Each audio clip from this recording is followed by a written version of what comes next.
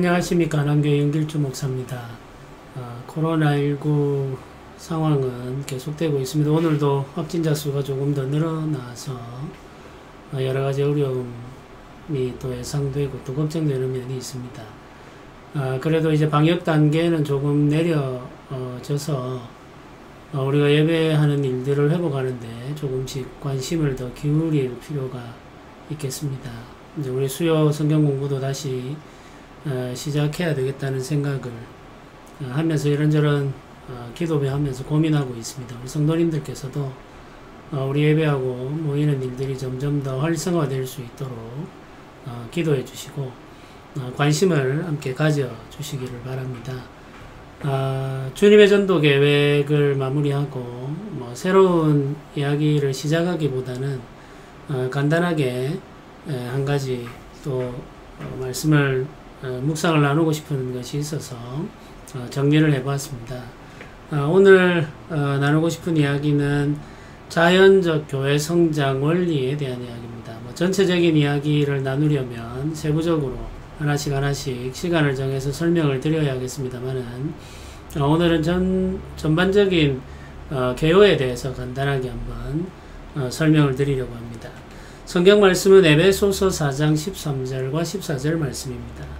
성경은 이렇게 기록합니다. 우리가 다 하나님의 아들을 믿는 것과 아는 일이 하나가 되어 온전한 사람을 이루어 그리스도의 장성한 분량이 충만한 데까지 이르리니 이는 우리가 이제부터 어린아이가 되지 아니하며 사람의 속임수와 간사한 유혹에 빠져 온갖 교훈의 풍조에 밀려 요동하지 않게 하려 함이라. 이렇게 기록합니다.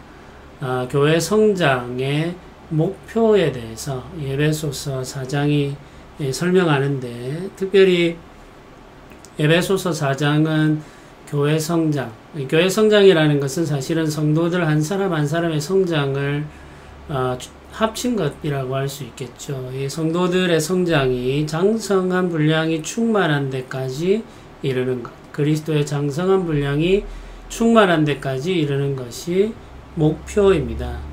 네, 이제 이 장성한 분량이 충만한 데까지 이르면 어떤 일이 일어나느냐?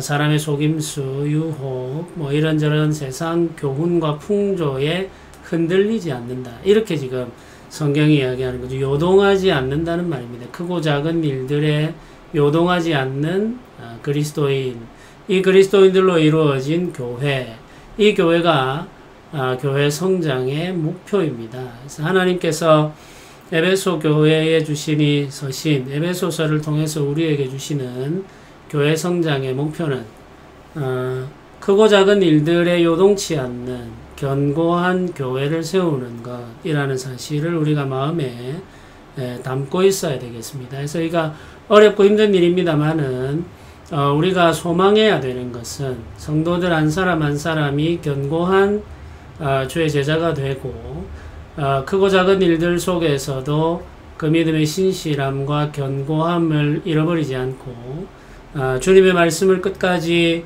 순종하면서 우리의 삶을 함께 살아가는 그런 교회, 그런 공동체를 세워가는데 목사님들을 중심으로 우리 장로님들, 권사님들, 집사님들 모든 성도들이 한 마음이 되어서 함께 기도하면서 주의 은혜를 구해야 되겠죠. 그래서 이런 교회를 세우는 것이 우리가 해야 될 일입니다. 네, 교회가 자라고 성장해야 된다는 것은 너무나도 당연한 이야기죠. 우리 어린아이들이 태어나면 자라고 성장해야 하듯이 교회도 자라고 성장해야 합니다. 이 성장의 목표는 장성함에 있습니다. 그래서 이 장성한 사람들이 흔들리지 않는 사람들이다. 이걸 이제 우리가 붙들어야 되겠습니다. 그런데 이제 성장을 위해서 우리가 어떤 일을 할 수 있는가, 이제 이걸 우리가 생각을 해봐야 되는데 사람이 성장하도록 하기 위해서 우리가 뭘 할 수 있을까? 사실은 우리가 특별히 할 수 있는 일이 없습니다.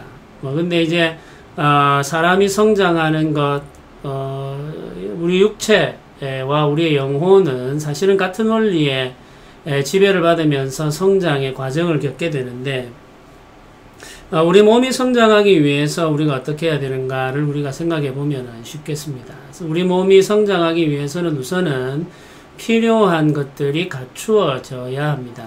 뭐 필수적인 영양소들이 있겠죠. 음식을 적절하게 먹고 영양을 공급해 주어야지만 사람이 자라고 성장할 수 있죠. 적절한 운동도 필요하겠습니다. 운동을 지나치게 하면 안 되겠죠. 적절한 휴식도 필요합니다. 그래서 우리가 살아가는 삶의 의미를 찾을 수 있는 일도 있어야 되죠. 이런저런 여러 가지 요소들이 있는데 우리 육체만 놓고 본다면은 우리 육체가 건강하게 자라기 위해서 필요한 영양소들이 있습니다. 단백질도 필요하겠고, 비타민도 필요하겠고, 가장 기본이 되는 것은 물이겠죠. 물이 필요합니다. 그 이외에 여러 가지 것들을 우리가 생각해 볼 수 있습니다. 교회가 자라는 데에도 마찬가지입니다. 이런저런 것들이 필요합니다. 근데 우리 몸이 자라는 데 있어서 여러 가지 영양소들이 필요한데 그 여러 영양소들이 적절하게 공급되지 않으면은 사람은 성장하는 데 어려움을 겪게 됩니다. 그 중에서 우리가 기억해야 될 굉장히 중요한 원리가 있는데 그게 최소치의 원리입니다. 이게 무슨 말이냐면은 최소치의 원리라는 게 뭐냐면 우리 영양소들이 여러 가지가 있는데 어떤 영양소는 넘치도록 공급이 되고 어떤 영양소는 부족해서 결국에는 결핍한 상태가 되면 넘치도록 많이 공급된 영양소에 덕을 입어서 우리 몸이 건강해지는 것이 아니라 부족한 그 영양소 때문에 우리의 몸은 성장하기를 멈추고 또 심지어는 질병에 걸릴 수도 있다는 이야기죠. 그래서 사실은 이제 우리 몸이 건강하게 성장하기 위해서 우리가 고려해야 될 지점들은 필요한, 필수적으로 요구되는 영양소가 균형 있게 공급되는 것입니다. 지나치게 많이 공급되는 영양소도 역시 우리 몸에 질병을 일으킬 수 있습니다. 그래서 적절하고 조화롭게, 균형 있게 영양소가 공급되는 거죠. 근데 여기에서 가장 낮게 공급되고 있는 영양소, 혹은 이제 그게 부족하거나 결핍한 상태까지 이르게 되면 그것에 의해서 우리 몸의 상태가 결정된다는 거죠. 많이 공급된 영양소가 아니라 부족한 영양소, 가장 낮은 영양소의 영향을 받게 되어 있습니다. 그것을 최소치의 원리라고 이야기합니다. 교회도 마찬가지입니다. 교회가 장성한 분량에까지 자라고 성장하기 위해서는 여러 가지 요소들이 필요합니다. 이 요소들을 적절하게 갖추어 가면은 교회도 성장할 수 있고 그 교회 구성원인 성도들도 성장하게 됩니다. 근데 그 중에 어느 것이 결핍하게 되면은 그것이 교회 성장과 성도들의 성장을 가로막는 가장 중요한 요소가 된다는 거죠. 그래서 우리가 이 최소치의 원리를 기억하면서 우리 교회를 세워 가야 되겠습니다.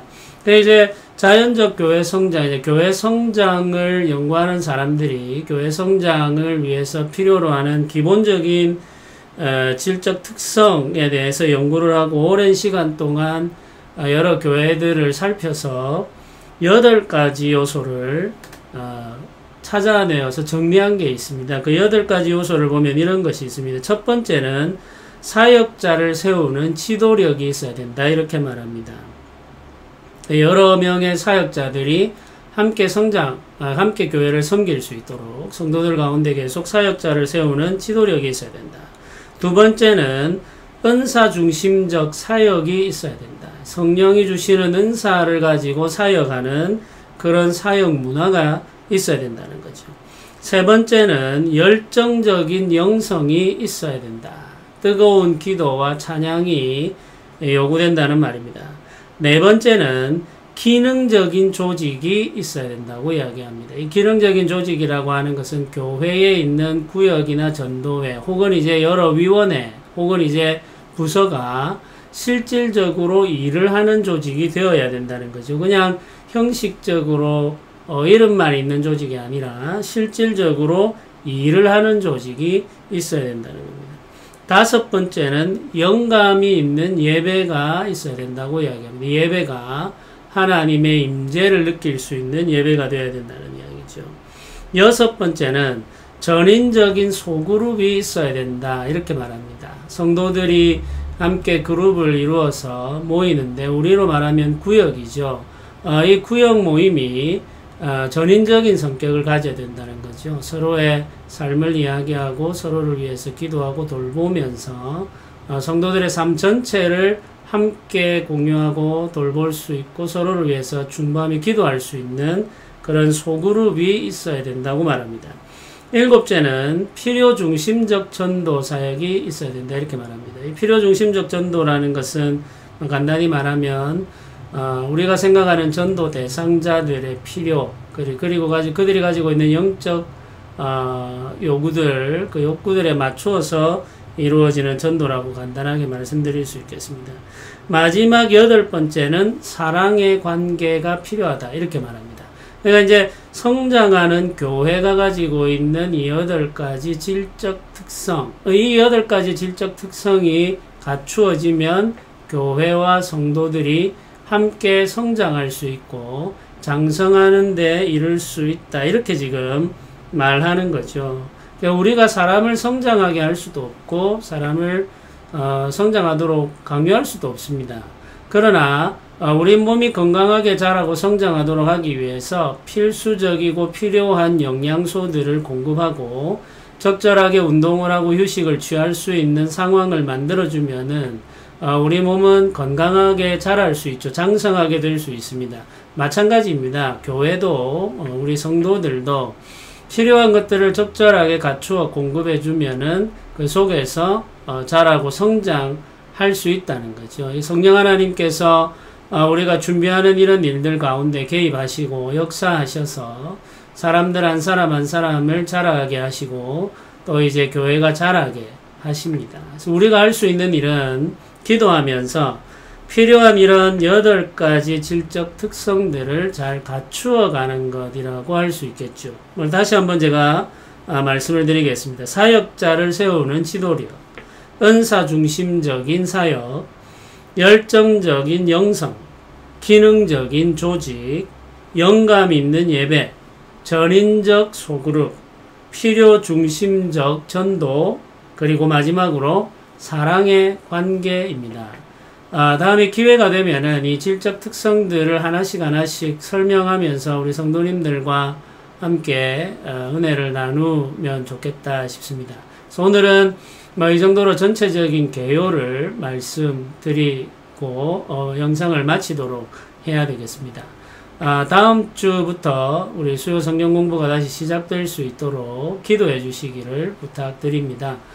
그리고 교회 소식을 좀 알려드리면, 에어컨, 2층 이제 냉온풍기죠. 천장형 냉온풍기 교체는 다 끝났습니다. 그리고 실외기도 이제, 다 설치가 되었는데, 마지막 연결은, 이 지붕공사를 위한 비계 설치 때문에 조금 늦어졌습니다. 그래서 이번 주 토요일 안으로는 모든 게 다 마무리가 되고, 주일날 새로운 냉온풍기를 이제 사용할 수 있게 됩니다. 비계공사가 오늘 마무리되면 지금 바람이 많이 불고 있는데 바람이 좀 잠잠해지면은 본격적으로 지붕공사를 시작하게 됩니다. 아무 사고 없이 잘 마무리될 수 있도록 기도해 주시기를 부탁드립니다. 성도님들의 가정에도 하나님의 은혜가 가득하기를 바라며 성도님들이 건강하도록 저도 기도하면서 주의 은혜를 기다리겠습니다. 잠시 한번 같이 기도 드리겠습니다. 은혜로우신 하나님 아버지 감사합니다. 주께서 우리 교회를 붙드시고 성도들에게 복 주시며 은혜 내려 주시기를 원합니다. 성도들의 가정을 지키시며 붙들어 보호하여 주시고 성도들의 건강을 하나님께서 강하게 지켜 주시기를 원합니다. 성령의 능력과 권능으로 임하여 주시옵소서. 주의 크신 손으로 만져 주시옵소서. 연약한 모든 것들을 주의 손으로 붙드시고 만지셔서 강하게 회복시켜 주옵소서. 교회 이런저런 여러가지 일들을 주께 의탁합니다. 주께서 선하게 인도하여 주시고 아무 사고 없이 잘 마무리될 수 있도록 주여 도와 주옵소서. 감사드립니다. 예수님의 이름으로 기도드립니다. 아멘.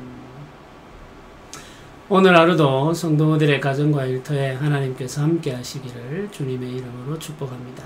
오늘도 함께 해주신 성도님들에게 감사드립니다.